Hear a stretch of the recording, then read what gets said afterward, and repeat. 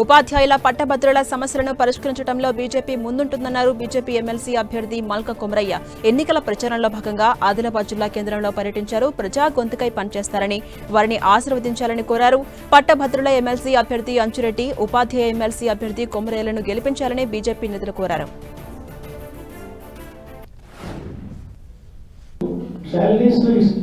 ఖర్చు ఎకరా ఉంది అని రికమెండ్ ఇస్తున్నారు. వాళ్ళకి డిఎస్ లేవు, టైంలో రిలీజ్ చేయలేదు, శాలరీస్ టైం లేదు, టీఆర్సీస్ లేవు.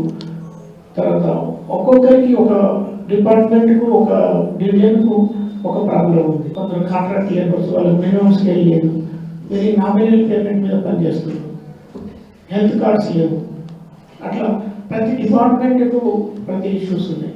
కాబట్టి ఆ ఇష్యూస్ అన్నీ నేను లాస్ట్ 40 years ఎడ్యుకేషన్ ఫీల్డ్లో ఉన్నాయి కాబట్టి టీచర్కు, విద్యార్థులకు, వాళ్ళకి ఏమి పేరెంట్స్కు ఏమి సమస్యలు ఉంటాయి ఎడ్యుకేషన్ పరంగా నాకు అన్నీ తెలుసు.